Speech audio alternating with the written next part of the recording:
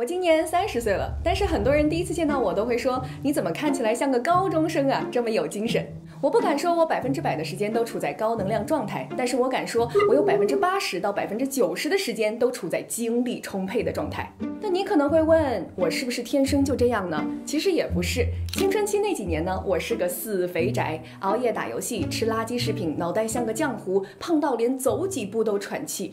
然后我就意识到，我再这样下去就废掉了。所以我开始彻底改变，每天跑步，早睡早起，不碰超加工食品。15岁的暑假，我减掉了35斤，从身体到精神焕然一新。从此以后呢，学业、生活、事业都是一路进步的，我的精力就再也没有掉下去过。在同龄人当中，绝对是精力比较好的那一批。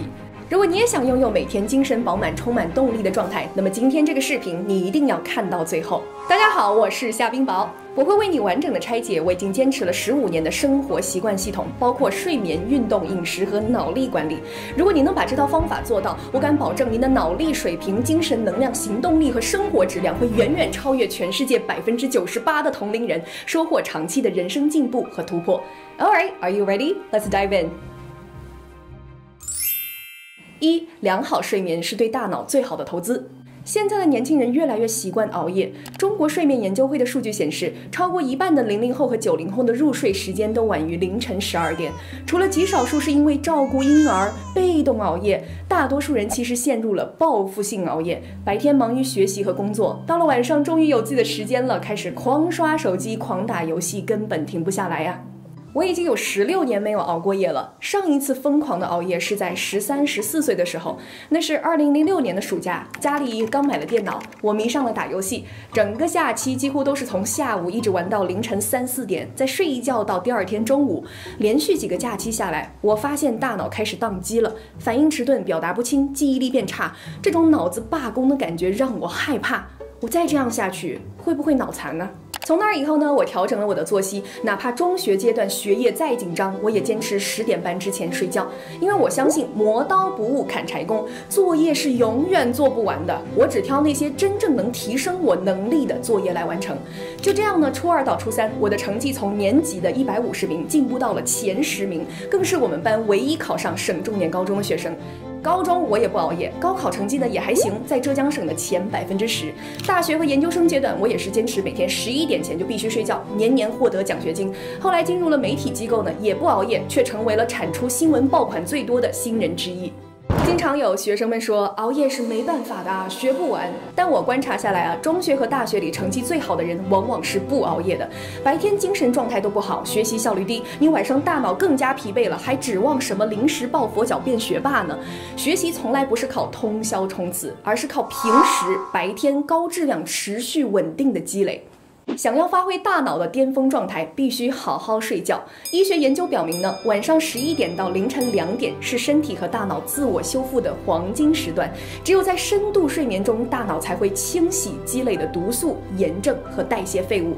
白天学的再多，晚上不睡觉等于白学，因为知识只有在深度睡眠中才能整合并转化为长期的记忆。而且呢，睡眠缺失会像债务一样积累，一旦欠得多了就还不上了。13岁到18岁的青少年每天需要8到10个小时的睡眠，成年人则需要7到9个小时。研究发现，仅仅是1个小时的缺觉，就可能需要4个晚上充足的睡眠才能恢复。长期缺觉甚至会造成不可逆的大脑损伤。睡眠不足不仅会让你变笨，还会显著增加老年痴呆、过早死亡的风险。我现在30岁了，我已经看到了不少长辈长期熬夜、打麻将，出现中风、失智，甚至是猝死的情况。如果你还在熬夜，请你问问自己，你能不能承受这样的中年健康代价？你可能会说，熬夜是因为生活压力大，这的确是一部分的原因。但其实呢，在一些高福利和没有生活负担的国家，比如荷兰和澳大利亚，很多年轻人仍然主动熬夜。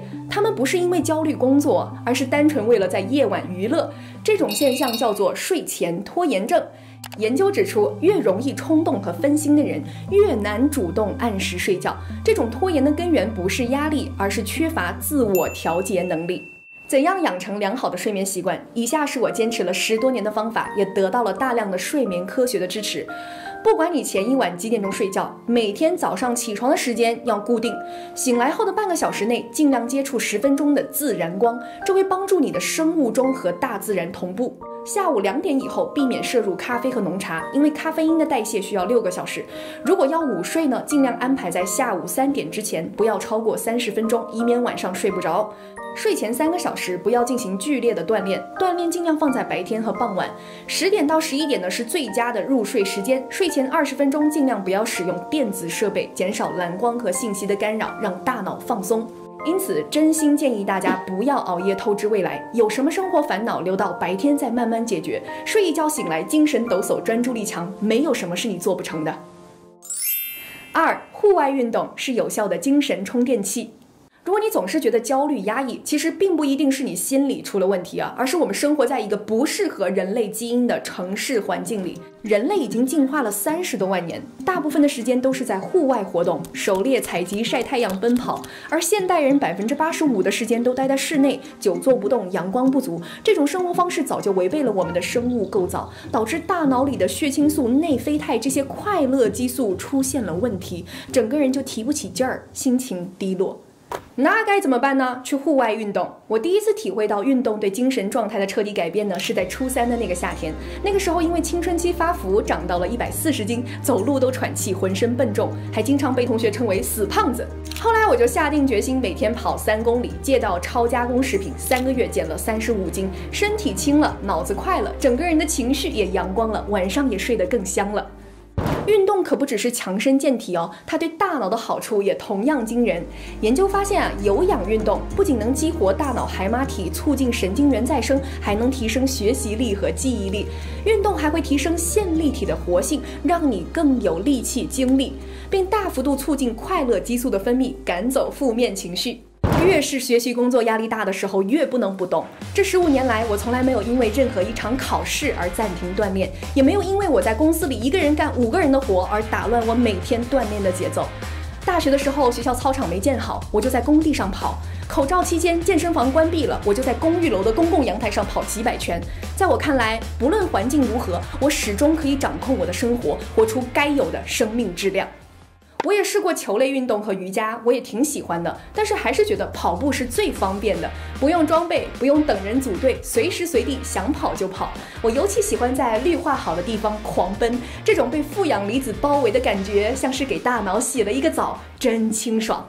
建议大家多去大自然里面运动，效果会加倍。研究发现啊，每周哪怕只在大自然中待2个小时，就能显著的缓解焦虑，提升幸福感。哪怕只是看看窗外的绿植，闻闻松树的味道，也能放松神经，提高免疫力，增强认知力。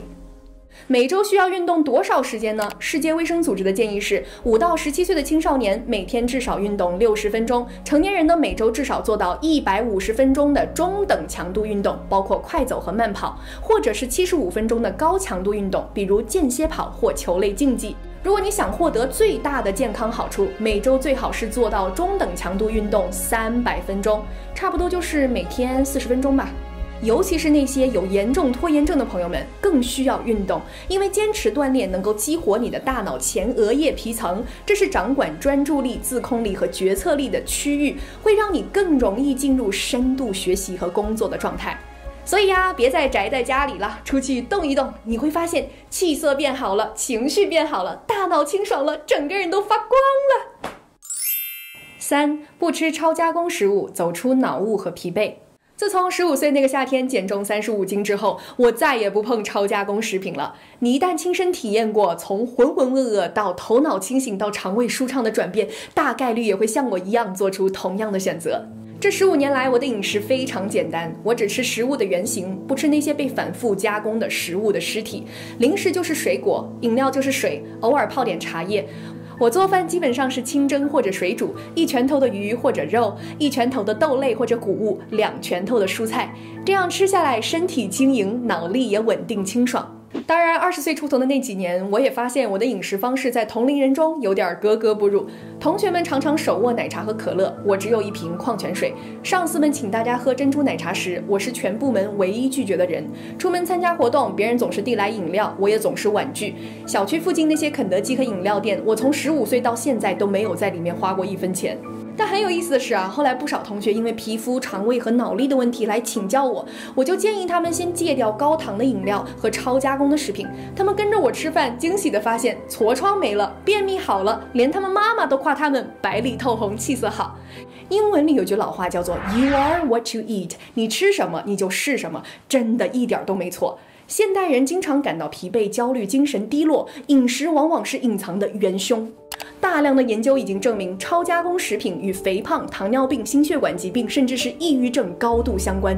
长期吃这些东西会破坏肠道菌群，引发慢性炎症，让人陷入脑雾、焦虑、失眠、动力低下的恶性循环。更可怕的是，超加工食品是被精心设计出来让你上瘾的。食品公司投入巨资，请科学家研究让人停不下来的配方，糖、盐、脂肪加上乱七八糟的添加剂，组合成强烈刺激的口感，让你一口接一口停不下来。这不是你意志力薄弱，而是你掉进了味觉陷阱。而这些食物的背后是一整条商业闭环，你吃得越糟，身体就越容易生病，尤其是慢性疾病。于是呢，保健品公司、医药公司就向你卖药片、补品、终身服药的解决方案。你知道吗？在一些发达国家，就有医生站出来呼吁，应该推广健康的生活方式，从源头上减少不必要的药物和手术。但是这类倡议往往会受到一些医药机构的抵制，因为长期疾病的背后连着庞大的医药产业复合体。And I remember when I was at the Buck doing research on aging, there was a large hospital chain that was thinking about giving a donation to the research, and we talked about HealthSpan, and the CEO looked at me and said, do this, you're going to cut our procedure rate by 60%. Why would I do this? 每次我看到街上充斥着科技与狠活的食品店，再看到医院里人满为患，慢性疾病越来越年轻化，真的很心痛。很多人一辈子辛苦打拼，到头来花光了积蓄，负债累累，也换不回健康了。所以健康不只是简单的个人选择，更是结构性的挑战。但我们依然可以尽可能的夺回属于自己的健康主动权。我能做的就是把超加工食品从我的生活中剔除。这一习惯我已经坚持了15年了。去超市80%-90%的区域我都不需要逛，去社交90%的饮料我都可以轻松拒绝。每天能吃的只有食物的原型。当然，如果你觉得一下子做到我这样很难，也没有关系，你可以试一试28原则，至少保证80%的饮食是天然食物，真正的食物，也会对你的身体带来明显的改善。当你把前面讲的3件事情都做到了，不熬夜，每天运动，不碰超加工食物，你会发现身体和大脑会进入轻盈的状态，产生强大的专注力和行动力，让你从内而外的变得笃定和自信。接下来我们就可以进一步探讨，怎么样把时间和精力用在刀刃上。4. 避免决策疲劳，把握每日巅峰4小时。人的精力啊，真的是有限资源，哪怕是最顶尖的科学家、艺术家、运动员，每天能保持高质量专注的时间，其实也就4个小时，最多不超过6个小时。因此呢，一定要把握好每天最清醒、最有创造力的巅峰4小时，这是高效成长的关键。在吃好、睡好、运动好的前提下，早上醒来的前面2个小时就是大脑最敏锐、意志力最强的时候。这个黄金时间应该用来处理最重要、最有挑战的事情，比如关键的人生决策、高难度的学习、深度创作。千万别把它浪费在刷手机、回消息、处理鸡毛蒜皮的事儿上，错过了这个黄金窗口，一整天的效率都会大打折扣。我从2013年上大学开始就有一个习惯，每天早起读书，把最清醒的20-30分钟用来阅读我学业和工作之外的有思考难度的书籍。这一点投入，1个月也能读完2-3本，1年下来就是30-40本书啊！一切的知识和技能的打磨都是这样来的，不用大动干戈，也不用天天立 flag， 你只要把每天清晨的清醒的半小时用好，坚持10年，你的能力就进步很大了。怎样进入学习和工作的巅峰状态呢？一个关键就是减少决策疲劳。人每天要做上万次决策，绝大多数都是无意义的小决策。这些琐碎的事儿做得越多，人的判断力和执行力就会越差。你有没有注意到扎克伯格、乔布斯这些人穿来穿去就这么几身衣服？他们这么做就是为了把宝贵的大脑资源省下来，应对真正重要的事情。所以我们也可以借鉴一下，把脑力留给最值得花时间的任务。你可能会说，大脑每天的巅峰时间只有4个小时，也太少了吧？不要小看每天4小时的高质量投入，1年就是1500个小时，4年就是6000个小时，7年就是1万个小时了。心理学家埃里克森在刻意练习中指出，在有优秀导师带领和有反馈的训练下，5000到6000个小时就能达到专业水平。当然呢，有些人需要1万个小时。也就是说啊，你在一项技能上每天专注4个小时，4到7年之后，你很有可能就是专家了。当然，人的注意力不可能无限拉长，要学会聪明的休息。研究显示呢，大脑一次的专注周期最长不会超过90分钟。大多数人学习工作半个小时之后，注意力就会开始滑坡，所以每隔30到40分钟赶紧休息5分钟，喝点水，伸个懒腰，走几步，你的注意力能在5分钟内回到巅峰的水准，又可以专注几个回合，效率很高。如果你每天都能在巅峰时间里完成2到3件真正重要的事情，长期坚持下去，你会积累出深厚的成就感和源源不断的心理能量。无论是读几页书，还是解决一道难题，这些可见的进步都会让你越来越相信自己能完成目标，自己能行，你就有了持续的内在驱动力。以上就是我坚持了15年保持精力充沛的习惯，它们看起来确实很简单，吃好、睡好、运动好，用好每天的巅峰4小时，但恰恰是这些最基础的习惯，决定了你是否拥有清醒的大脑、稳定的情绪和强大的行动力。而这些呢，我认为正是当下年轻人的核心竞争力。如果你能和我一样长年累月地坚守这些习惯，把你的精力用在热爱和擅长的领域，没有什么可以挡住你的光芒，这个世界也会因你而不同。The world will be different because of you。感谢大家看到视频的最后，我是夏冰雹，咱们下期再见。